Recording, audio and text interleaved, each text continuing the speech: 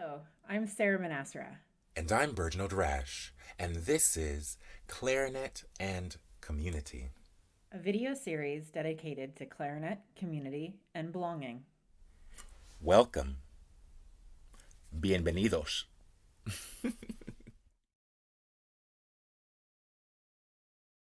This month, Sarah and I had the joy of chatting with the members of Sputterbox, an eclectic and engaging chamber group trio, really, of voice, clarinet, and percussion who offered us an insight into the community they've built together with their audiences, their collaborators, and the music they love. And hearing them speak as a collective and as individuals has been remarkable and such a joy. It's been a pleasure chatting to them, and I hope, and I'm sure Sarah hopes, that you enjoy this installment. It's been fun, and we're just enjoying the journey. So thanks.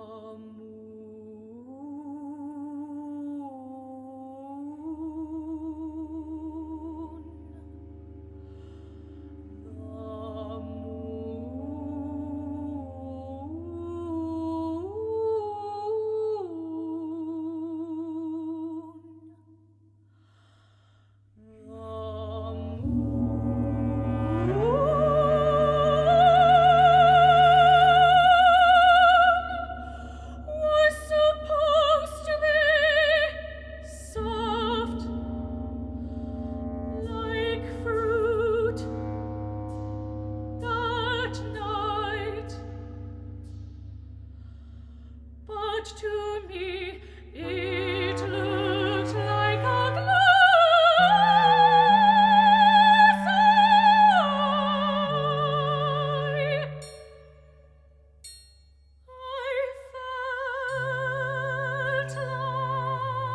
I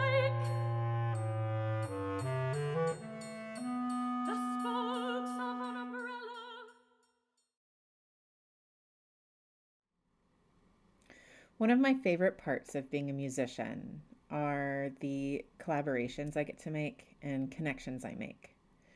I think there's nothing more romantic to me than small chamber groups who forge together through a shared interest to create new mediums and build new repertoire. There's something so alluring about the connections that they seem to have.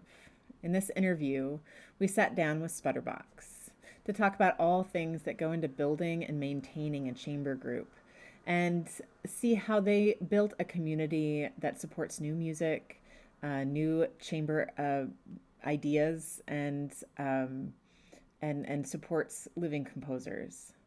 There were so many things that were discussed that an outsider may never consider. We had such a delightful time speaking with Catherine, Alina, and Peter, so I hope you enjoy. Thank you so much for joining us, Sputterbox. Thank you for having Hi. me. Hi, thanks for having us. We're really excited to have you. We're going to be talking a lot about your chamber music and the communities that you build. And of course, we have Burgie here with me. And I thought we would just start off, if you don't mind, telling us a little bit about yourselves individually, and then just a little bit about yourselves as a group. Yeah, sure. Um, well, my name is Alina Tamburini. I'm the vocalist. I graduated from Stony Brook, which is where I met these guys and where we started playing together. I thought I was going to be a music teacher, and then I thought I was going to be, well, actually, I thought I was going to be an oboe player. Then I thought I was going to be a music teacher. Then I thought I was going to be a choral conductor. And then I thought I was going to be an opera singer. And then I thought I was going to be a contemporary musician. And now I do a little bit of all of the things. But I love singing contemporary music because we had a really wonderful program here that exposed me to a lot of that music. And then also sing opera and teach babies, like the little tiny ones. Yeah. I'm Catherine Vetter. I'm the clarinetist in the group.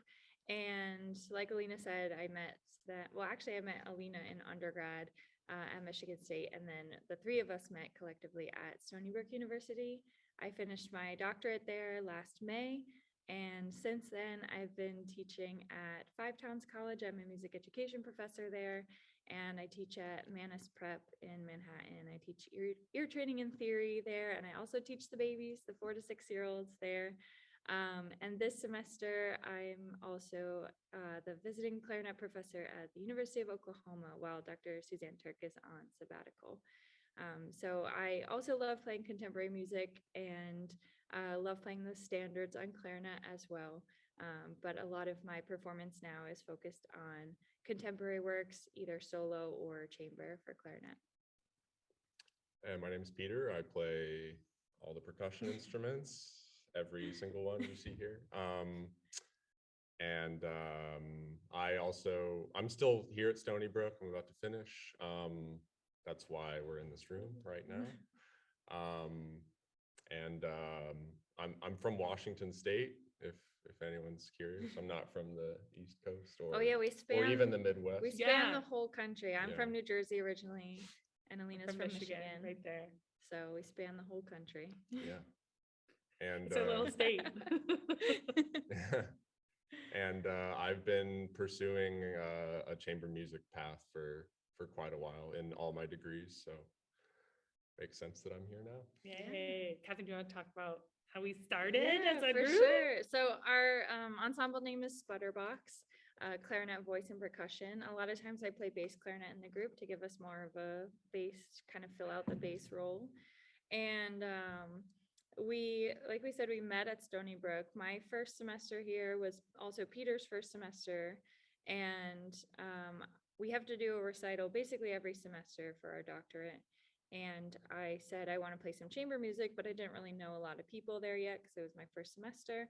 So I met Peter at orientation and I said, hey, we should play some chamber music on my recital. He goes, great. We start looking for some duos and we didn't really find things that we were super excited about.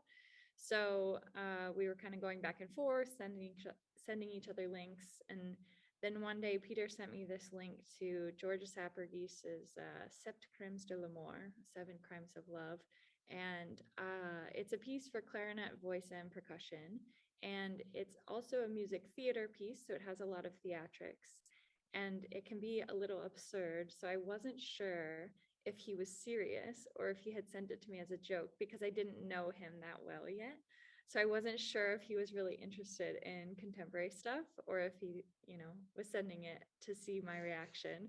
And so I was like, I mean, I'll do it if you will. And he was like, yeah, no, I'm serious. I said, okay, great.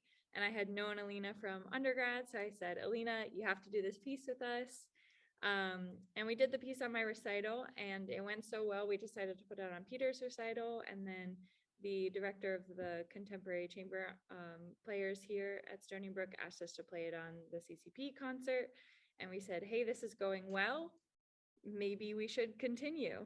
And then we discovered that there wasn't a lot of music already written for our instrumentation. So we embarked on the path of commissioning and creating the repertoire for our instrumentation.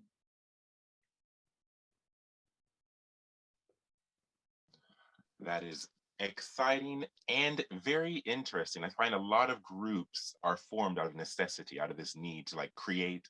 And then from there, you're like, oh, wow, we get on so well. Let's see what else we can do with this. And I love that. I love that the impetus behind this was just a love of making music. Let's do some chamber music and see where it goes from there. My question I have, which is probably close to what Sarah just presented, is let's look at this ensemble sort of like a family, right? The family unit. What are some ways you guys as an ensemble build community together? And how does that interact with, the work you do? How does it affect any of the projects? How does it impact perhaps the projects you are passionate about, you choose to do, and maybe, come about creating with other potential collaborators? Well, we eat a lot of bagels. That would be the number one thing that builds our community. Unfortunately, we have found no way to incorporate bagels into our music playing or music making or collaboration. So composers, if you're out there and you want to write a piece about bagels, hit us up. We're your group. It's pretty much every rehearsal. We're like, do you want to get bagels after? Yeah. I can't get bagels on Wednesdays. They always get bagels without me. I'm so jealous. But I mean, this is not the case for all chamber ensembles. We are friends. And so we hang out with each other outside of rehearsals. We set up some capital B boundaries, capital OUNDARIES, like to distinguish what it's like when we are working as a unit that is creating music, and then as a unit that is our family. So we do kind of tend to separate some of those things sometimes, not all the time. We do joke a lot in rehearsals, but especially Catherine and I, we worked another job together where we spent a lot of time together, working together and then doing logistics together. And then we were also friends, and then we had a chamber ensemble, and then we became a business. So there was a lot of crossover that had a lot of potential to be disastrous. When we had like a number of serious talks about, okay, like how do we handle something when something goes wrong in rehearsal, and like we can't let that affect our friendship. Okay, or what if something is like off in our friendship? We can't let that affect our rehearsal. And honestly, by setting up those or talking about that really early on, we've avoided most issues. Yeah. And like that's really allowed us to work as a group. And I think something that Stony Brook taught us really well was how to be a chamber ensemble. So we're really in tune with each other. We know how to talk to each other. We know how to talk to each other about musical things. We know how not to waste time with musical things, like discussing how we like speak in rehearsal. Catherine brings up this wonderful example of how, like, instead of saying, oh, can we run this one section one more time? I don't think our notes are totally lining up there. Like, I'm not finding I'm you not on that finding pitch. Alina, you're flat. Can you sing a little higher? Or like today in rehearsal, I was listening to both notes. I'm like, we need to tune. Catherine, tune to the marimba. Yeah, and just being like honest about those things in rehearsal, and knowing like we can only do that because we know we're coming from a place of mutual understanding of we are here for the music. We want to make the music better. And by Alina saying, hey, you guys aren't in tune, we need to tune, she's not attacking us personally or saying we're bad at our instruments, we're bad musicians. She's just saying, hey, to make this music better, we need to tune. Yeah. There's no time to be nice. Yeah. Except for I don't know how to do that. Or like You're working on it. I'm working on it. I don't know how it's but like we also do each other's instruments a lot. So like there are many pieces where Catherine and Peter both have to sing, or I feel like I'm playing percussion on half of the pieces on our upcoming program. And they're like, I can't. We even had a piece where you guys played clarinet. Oh yeah, we played clarinet before too. So like there are times where like Peter will be like, Alina, you just simply can't hold a drumstick like that. I'm like, Peter, you can't scoop into your note. You have to start on the pitch, or then it's 3 different notes. But we know how to talk to each other. And some of the things that we've done to like work on that, whether or not you believe in this, whether you or not you find any validity in these things, we had a residency retreat-esque program that we did, and we spent a lot of time talking about our personalities, and we did the tests, we did the Enneagrams and the Myers-Briggs and the horoscope. And again, I know that's not for everyone, but we did, like, we took some things out of it, whether or not they were actually real. We were able to latch on to things that we found were salient to us, and then work around how we're going to make that work in an ensemble. Yeah. We also talked about how we travel before we do any before we did any traveling gigs. Like, do we need separate rooms? Like, do you shower in the morning or at night? Do you like talking on car rides? Do you like being quiet? And I think these things have really helped us by being upfront about anything that could be an issue. Like, it kind of erased all the problems. Like, I was really nervous at the beginning that we were not going to like click, or there were going to be so many issues. Like, I'm very extroverted and talk so too much. And we are very quiet. Yeah. But like a month into rehearsal, I was like, okay, and I was being really petty. Like, let's be honest, this was not the best way of going about it. But I was like, fine, you know what? I'm not going to talk for a whole hour. And I did it. And it was so petty, but I was like, oh my gosh, I have so many things to say. If I listened, maybe we could be a better unit. And it worked. Okay, but don't do it the petty way. There are other ways to go about it. Do you guys have anything else about family unit? That was most of it. I think Like so, talking, just talking about everything in advance and just, being upfront about things, like you said, and just, foreseeing problems Yeah, before they happen. I think we're all good at Yeah, that. yeah, Yeah. So your group is very interdisciplinary. As you mentioned, the first piece that kind of spawned it was theatrical. And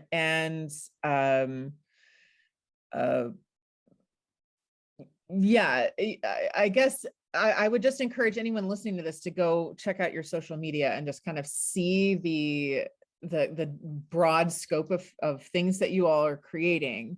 And I think, a base to that community that you just mentioned is knowing all of those things and being so comfortable allows you to kind of be more creative. How has your community affected the projects that you pick? Like, do you feel like it has kind of unlocked a freedom for you? absolutely. Yeah. Yeah, I mean, a lot of the stuff that we work on is because of our collaborators. So we're not really composers. We do a lot of improvising, but we aren't really traditional composers. So we rely a lot on music creators to drive what kind of projects we're working on. And so that's, our community, the people we work with, our collaborators, are such an imperative part of our repertoire building. And we get to like build that community from like a diverse set of artists. Like since we're not just working with composers, we're working with composers who are also choreographers, or we're working with movers, we're working with visual artists. We're doing a cool project coming up where we're working with a guy who knows a lot about technology. So we're working with robots, and we get to expand our community from there. So we'll meet people, and then we work really hard to foster these relationships, so we don't see them just as a business opportunity or what am I going to get out of this one person? Like, how can we get them to write us a piece once and put it on a resume and never play it again? But we spend a lot of time making sure we're fostering these relationships, and sometimes that means that our projects have really long time spans, but we're getting to know the people, we're getting to know how they work, they're getting to know us. As we put out more music, they get to know us even better. Yeah, and we try to be really flexible with, like Alina said, the timeline, but also the collaboration style. So we try to get to know how our collaborators like to work, and then we try to meet them there. And so that makes every collaboration a little bit unique. And having multiple collaborations going on at the same time, then there's no pressure of like, okay, well, we have to get this done by this deadline. Like, yes, we do have deadlines, but they are usually loose until we know that it's going to get done by a certain time. Yeah, especially because of the pandemonium. No time. Yeah. Speaking of the pandemonium, this panini we've been in, Personal pandemonium. what are some what are some unexpected challenges you have faced in your group, and how have you overcome them, particularly in light of the pandemic? Yeah. Don't talk about the album. I mean, I was gonna just say percussion. It's a big one. That's always a problem. Always been an issue. Not related to the pandemic. Well, actually, it kind of did, because that's how the album started. We didn't have. Well, that was the impetus for our album. Yeah. Yes. Which is what we did was Catherine sent out an open commission call for any composer to write a 1-minute piece that we would each record remotely in each of our apartments. So at the time I only had a djembe drum with me. So that was the only percussion you could use, and that was cool. And we turned it into we got 29 pieces, I think, 29-minute long pieces that we turned into an album. And we've since premiered live a few of those, and Yeah. we'll Just do this we'll month do we more started again. doing that. Yeah. Because we had never played them together. We recorded them separately, Yeah. and we did a true layering. Like either Peter or I would record first, depending on the music, and then we would record while listening to the other person. So it still kind of felt like chamber music, at least to the second and third person. Always felt like chamber music to me. It was about I was in the room. I saw a skeleton with green.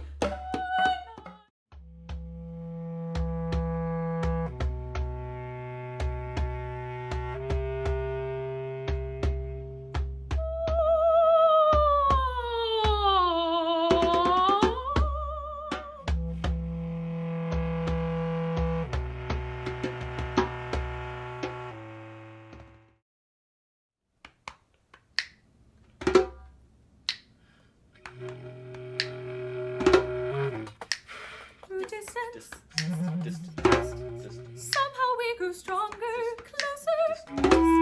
Just your embrace is all I need. It's all I crave. Distance.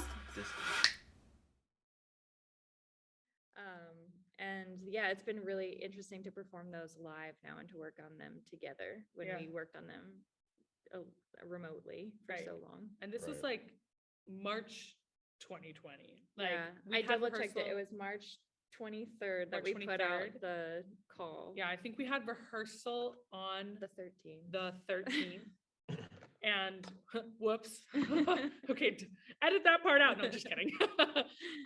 But like 10 days later, so we were all supposed to be sad or happy. And Catherine's like, we're gonna play music now. We I'm have like, to play music. I I'm was like- grieving. I was like, we can't go this long without playing together. We have to do something. But no, it ended up being great because it was an opportunity for composers to like Keep keep writing. And so many people had canceled commissions, canceled collaborations.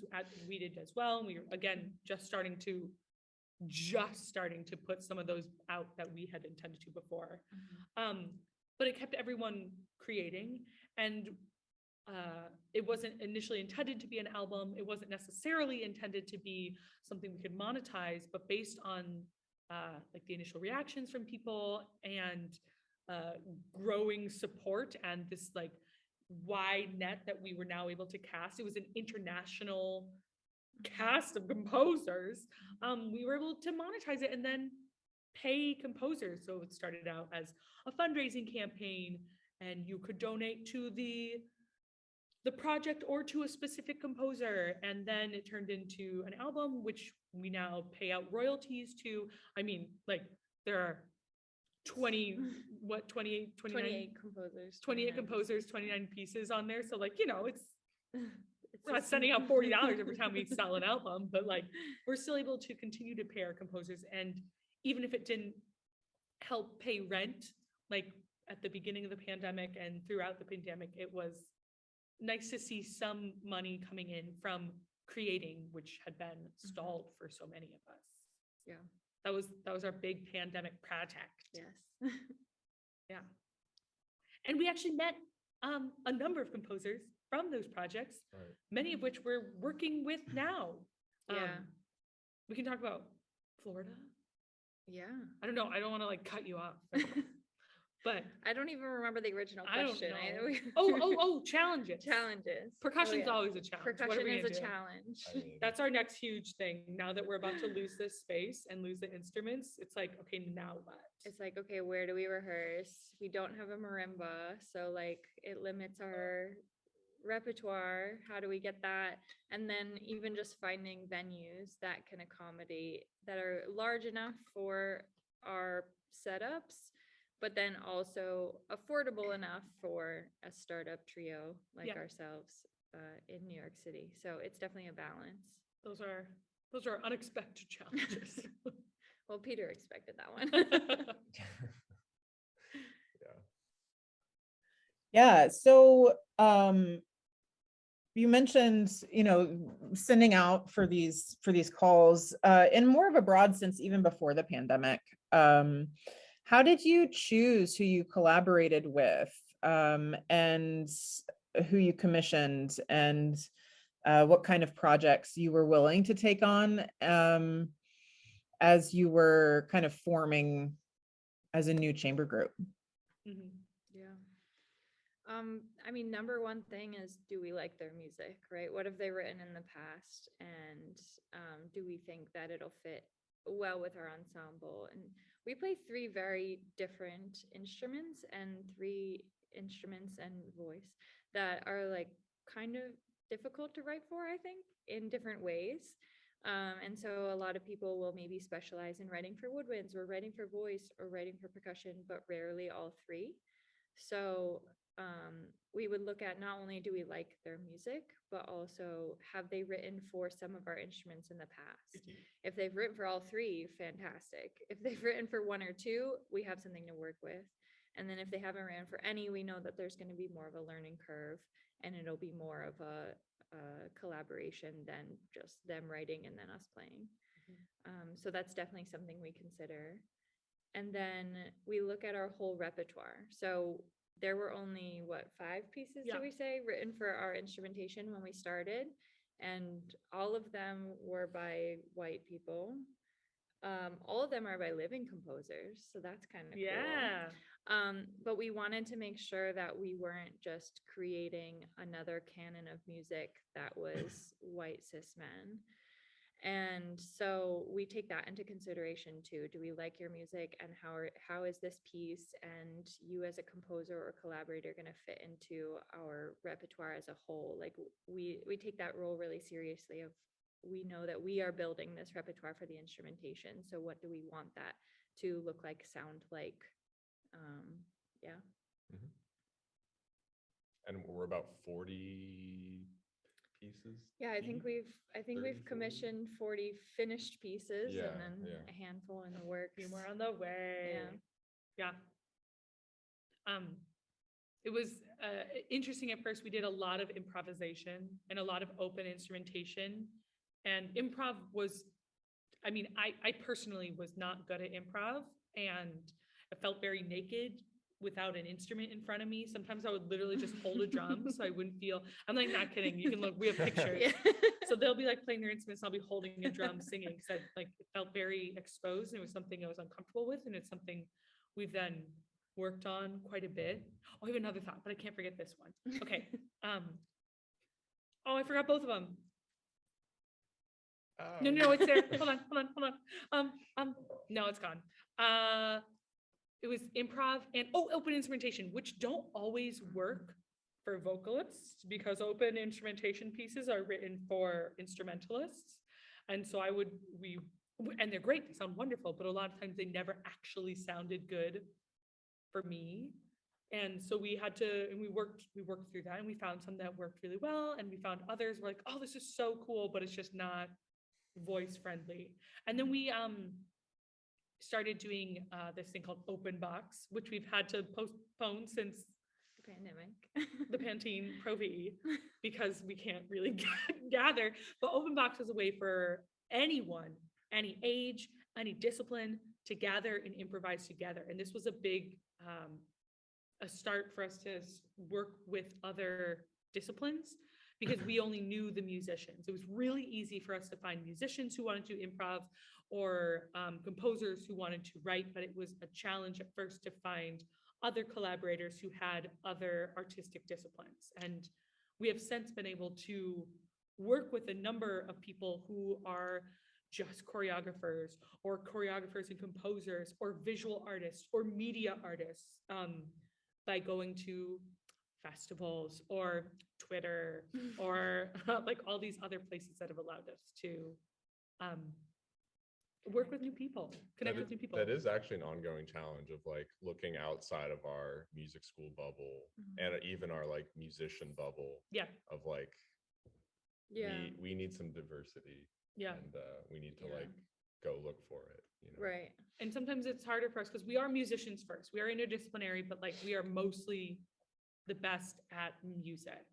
And sometimes the movement and dancing and theater has been a challenge for us, but we've been lucky enough to work with a number of people who could help like enhance that part of what we do, of our canon, and find and they've helped us find other people who work with musicians on interdisciplinary things. Mhm.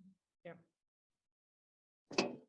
I think that's really lovely, and it actually speaks a lot about a question that we had posed to you in the email about how your projects create community. And it sounds like that in these collaborations, in this identifying of potential collaborators outside of music, you're creating a wider scope of community, where community reaches, right?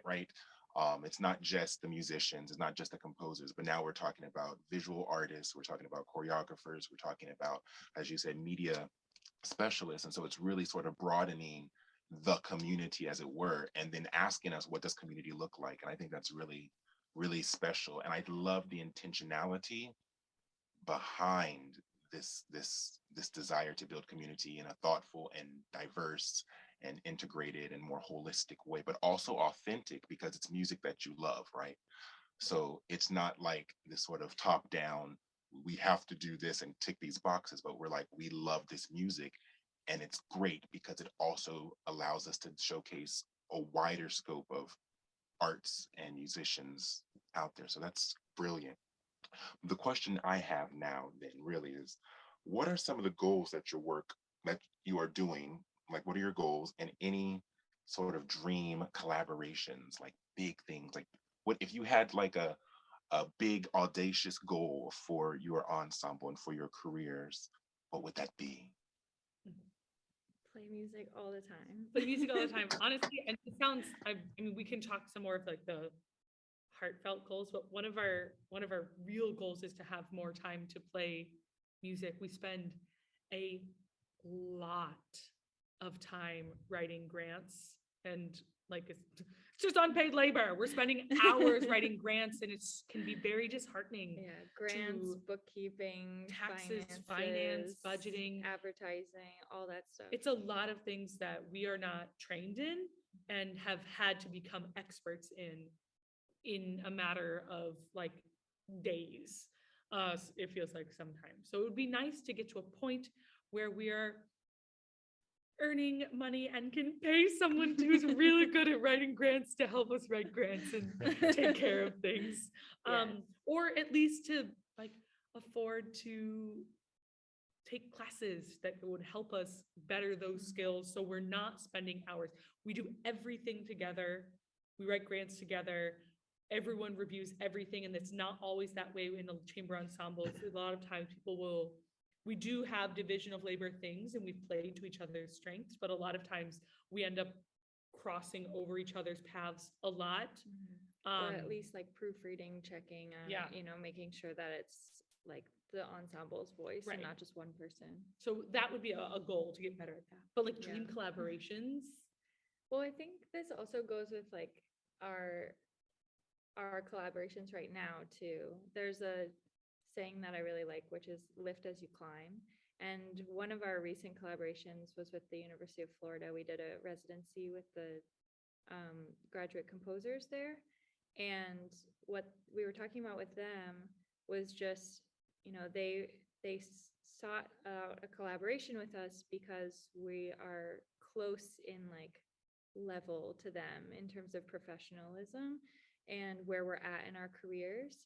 And so collaborating with people who are on a similar like place in their career as you can help like build this community that then grows into the next generation of those dream collaborators and everything. So like we do have collaborators, or we do have like dream commissions on our list and stuff of composers who you would say are like famous now, and we would love to work with them, but also valuing like the people who are alongside us right now, and realizing that the work we do together can be mutually beneficial and can create that community that is supportive in both directions as we become further in our careers.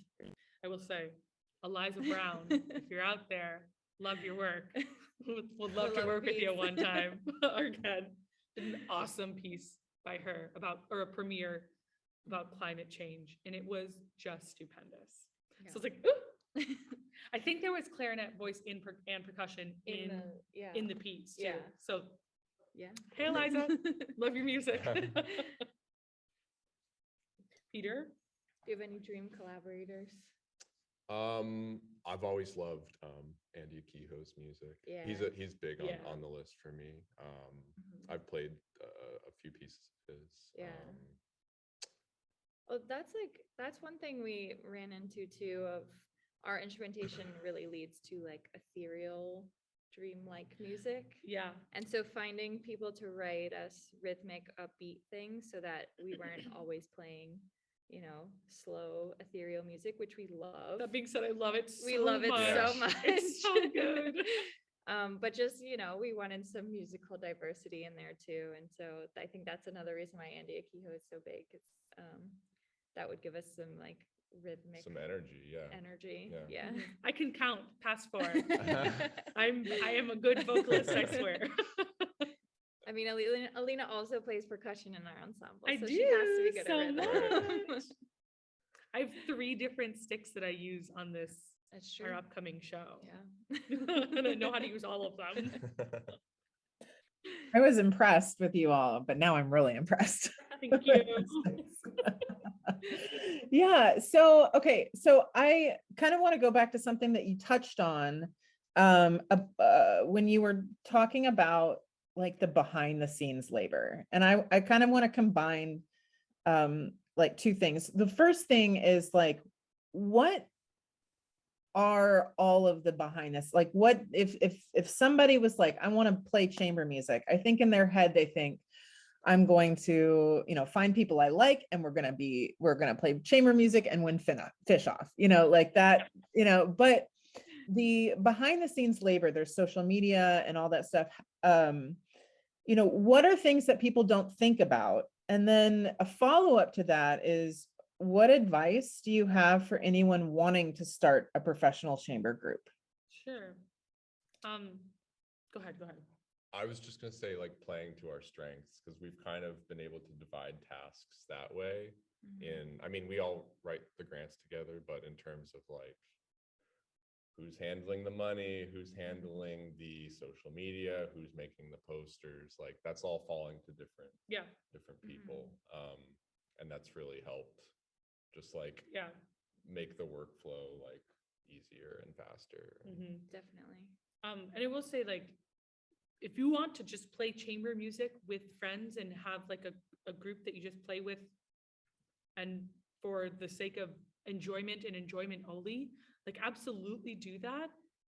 But we've tried to make it part of our career path now. So that's when all the behind the scenes things started to really come in. So that's knowing how to write social media posts. Oh my gosh, taxes are so hard. And I was like, no, Catherine, we can do our taxes ourselves. I've been doing my taxes myself. No, I was like, I've done my by myself, like hard taxes too, for 10 years. So I know how to do business taxes. I did not know how to do business taxes. This week, and did we do it? This week was just Almost. Alina and I staying up late reading tax law together. Oh my gosh. It was so hard. Like, number 1 behind the scenes, number 1 advice. Either learn how to do taxes or like find someone early, because I was like, we're gonna save money and spend hours doing it. Right. So it's a trade-off for sure. So Yeah. taxes, finances, like bookkeeping, keeping a budget. We keep an operating budget, and then also keeping up with like our actual budget, what we did spend. And what we start did early, earn. because we had to do a lot of backpedaling. Mhm. We have we're all really, really good at Google Sheets. Oh, we love spreadsheets. We love our like, spreadsheets. Every single one of us loves spreadsheets. But our spreadsheets look different. So we had to like Agree. Agree on how to format things. our like mission pay ourselves back spreadsheet is a disaster. It is so bad. That's what we started with. And it's like a bunch of like messy equations of like who paid for what. And I mean, we're a lot better now, but it's like stools, December 2019. Like what? The stools we're sitting on The right stools now. we're sitting on there for apricot. Oh, we bought these. This was our first purchase together. We got 3 of them from IKEA. Yeah, Anyways. but it's messy, but at the end of the day, we still had something from when we first started. We wrote Yeah. everything down to make sure, because any group that you start, you're going to be putting a lot of money in from the beginning. And so Yeah. keeping track of that, because it was important to us that we made sure that we ended up paying ourselves back for everything that we put into the ensemble. Mhm.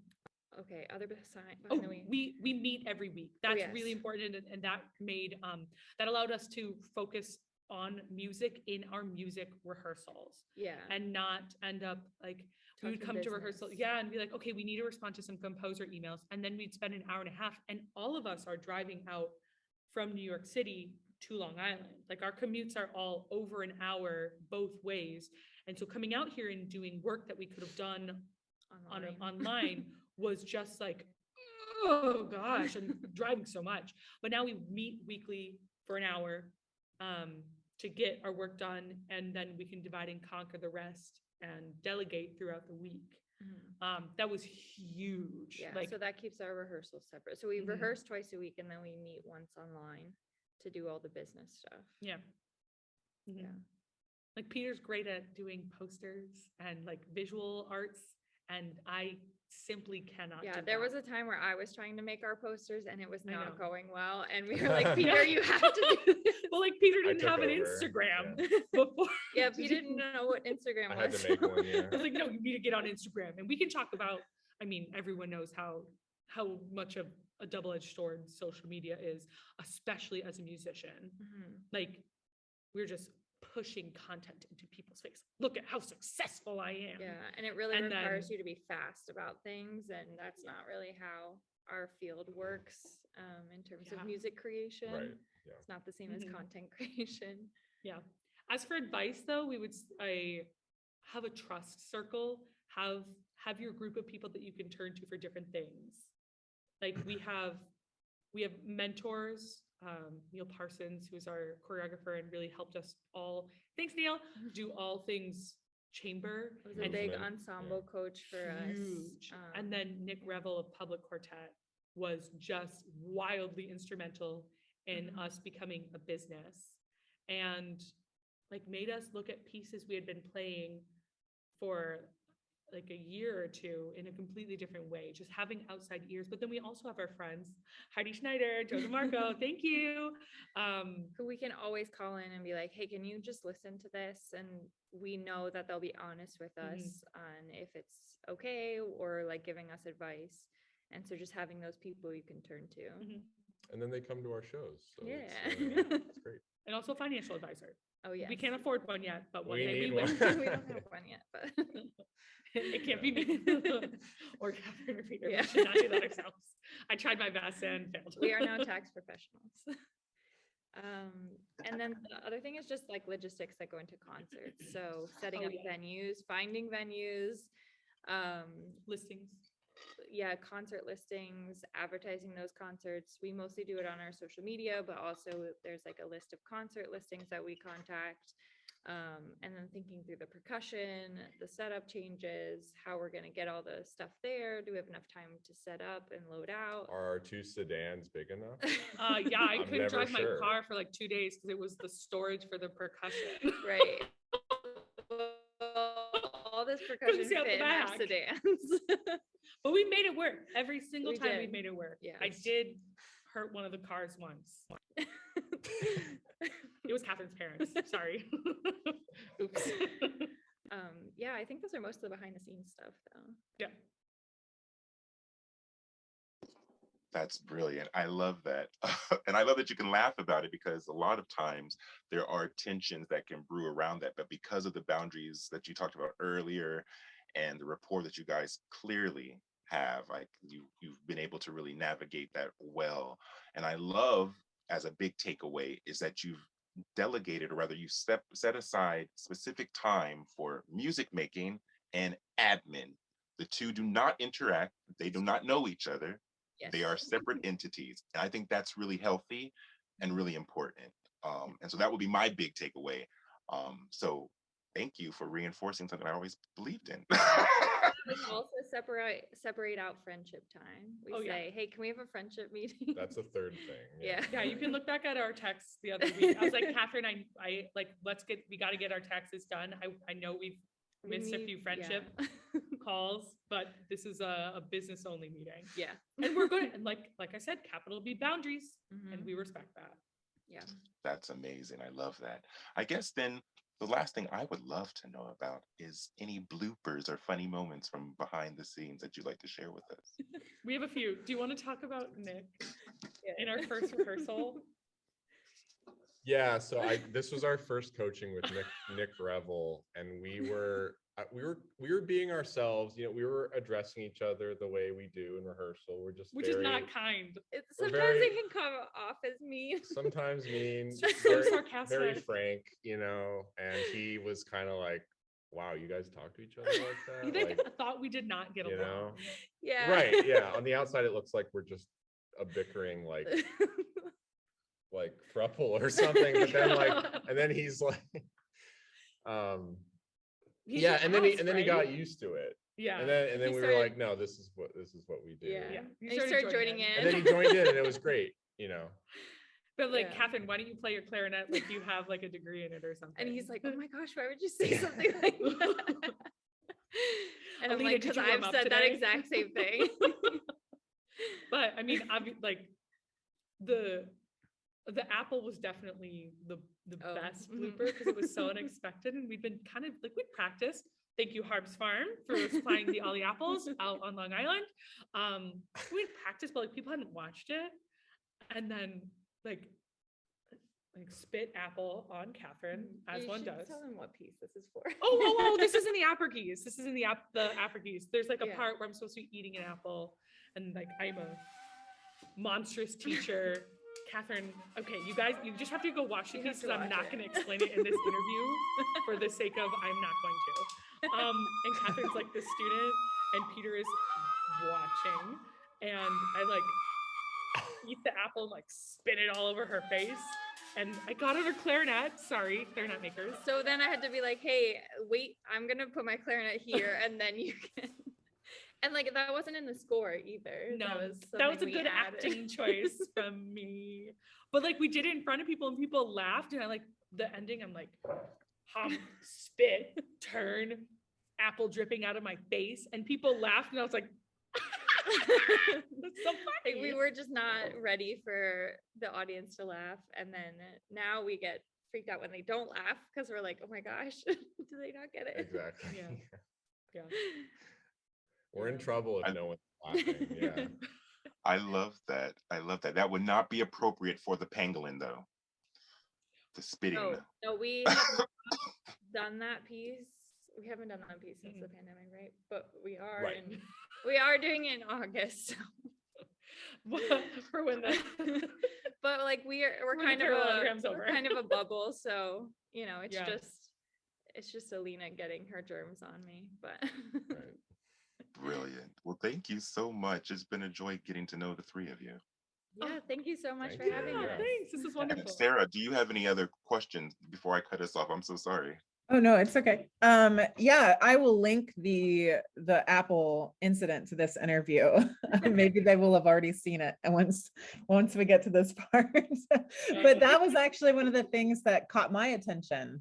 I mean, I knew Catherine previously in the clarinet world, but so I was always kind of following what was happening. But when I saw a clip of that, I was like, oh, this is fun. I want to see more of that. So Just put a disclaimer that we do suggest that piece for like 16 and up. So if there's Just- any young kids watching, just maybe check with your parents first. I never showed my parents. They've not seen it. Oh, wait. I have to share one more thing because it's so funny. When we were in Florida, Catherine had a concussion. Oh yeah. And there's this one piece where we're knocking on a table. In the end, we go, woo! And My there's brain another- just stopped working.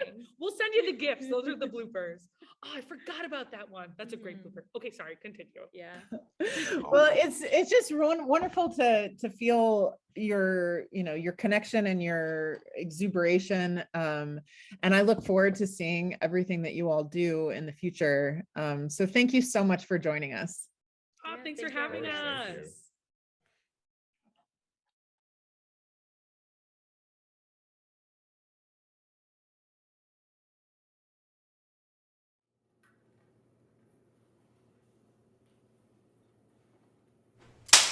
thank you.